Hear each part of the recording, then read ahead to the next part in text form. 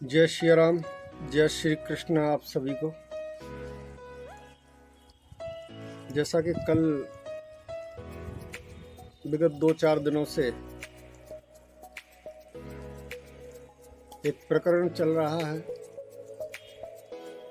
जिसमें हमारे भारत के महान प्रसिद्ध कवि कुमार विश्वास जी के द्वारा एक पोस्ट डाली गई। अनिरुद्ध आचार्य जी ने जो कथा में कहा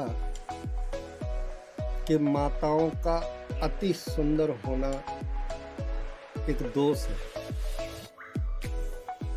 बस इतनी सी बात को पकड़ करके कुमार विश्वास जी ने एक पोस्ट डाल दी। ऐसे कथावाचक, तथाकथित कथावाचक और भी कई सारी बातें। हालांकि दोनों ही विद्वान हैं और उससे पहले त्रिपाठी जी का जो स्टेटमेंट आया था वो वीडियो भी खूब वायरल हुई, हमने आपने सभी ने देखी। देखिए, किसी कथावाचक कोई भी हो, उसकी मूल तह, उसका सार क्या है। किसी बात को अगर वो कह रहा है तो उसका कुछ तो सार निकलेगा, जिसको कहते हैं ना कि निचोड़, उस प्रसंग का, उस वाक्य का जिसको वो कह रहा है, उसका निचोड़ कहाँ जा रहा है। अब कथावाचक दिन में 4 घंटे अगर बोलेगा तो लगातार 4 घंटे में न जाने कौन सी बात किधर मोड़ना चाह रहा है वो, और जब वो मोड़ना चाहेगा तो उसकी भूमिका बनाएगा। आपने देखा होगा। और भूमिका बनाने वाली बात को ही अगर आप और हम पकड़ के बैठ जाएं और उस पूरी बात को न सुने तो ये हमारी मूर्खता है। दूसरी बात, जहाँ तक अनिरुद्ध आचार्य जी की बात है, मैं भी विगत 8-9 साल से वृंदावन में रहा और जो देख रहा हूँ कि आज से पहले जितने भी कथावाचक थे वो इस प्रकार का कोई भी अनुष्ठान या कोई भी क्रिया या कोई भी कर्म कर नहीं पाए या उन्होंने किया नहीं। ये एक अलग बात है, इस पर हम कोई फैसला नहीं कर सकते। लेकिन जो अनिरुद्ध आचार्य जी ने किया है, करके दिखाया है, या यूं हम कहें कि भगवान ने उन्हीं को निमित्त बनाया है, तो उस पर चर्चा कर सकते हैं। पहली बात, आज से पहले भी और भी कई कथावाचक हुए। देवकीनंदन ठाकुर जी हुए, जिन्होंने मेरे आगे लगभग 2015 में कानपुर, मुंबई, देश के अलग अलग राज्यों में जहाँ भी कथाएं की, दोनों हाथ उठा उठा करके सभी भक्तों से चंदा मांगा, दान मांगा प्रियाकांत जी मंदिर हेतु। चलिए, अच्छी बात है। लेकिन उसके ही 2 साल बाद जब मंदिर बन गया, उसके 2 साल बाद देवकीनंदन जी अपनी कथाओं में गाय माता के लिए दान मांगते हैं।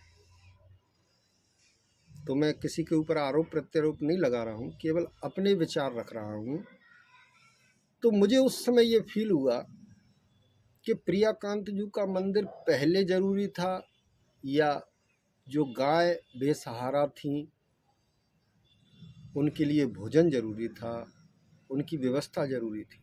आपको पहले प्रियाकांत जी मंदिर ही बनवाने की क्या आवश्यकता थी?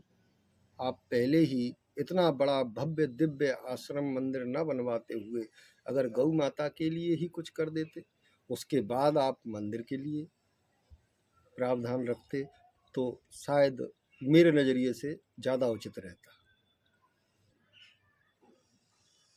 और आज हमारे देश के दोनों ही महान विभूतियाँ अनिरुद्ध आचार्य जी और कुमार विश्वास जी जो कि जो हमारे धर्म के विरोधी हैं, सनातन के जो विरोधी हैं, वो तो इस पर खूब मंद मंद मुस्कान बिखेर रहे होंगे। देखिए, विद्वान की पहचान ये नहीं कि आपको भागवत जी के 18,000 श्लोक कंठस्थ हैं। ये आपकी परिपक्वता है, ये आपका बड़प्पन है।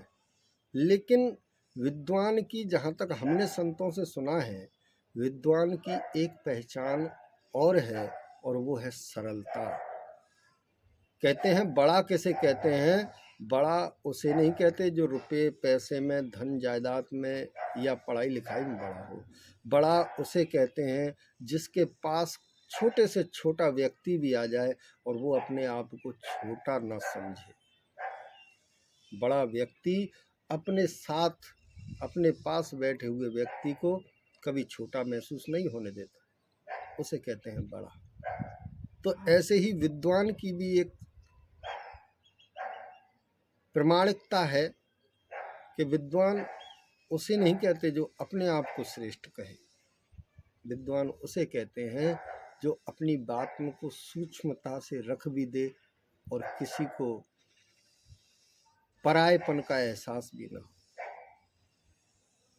तो यहाँ जो आज कुमार विश्वास जी ने ट्वीट किया है, पोस्ट डाली है, तथाकथित और ऐसा और वैसा, महाराज एक, चलिए मैं मानता हूँ, एक शब्द अगर किसी से आपके पैमाने में जो ठीक नहीं बैठ रहा है उसको आपने गलत मान लिया, लेकिन उसके 99 कार्य जो वो कर रहा है आज तक जो किसी ने नहीं किए। भोजन व्यवस्था, आज वृंदावन में न जाने कितने भक्त, अनुयायी, दर्शनार्थी, तीर्थ में भ्रमण करने वाले व्यक्ति वहाँ भोजन करते हैं। देखिए, कराने वाले तो राम जी हैं, ना अनिरुद्ध आचार्य जी करा रहे हैं, ना हम और आप करा रहे हैं।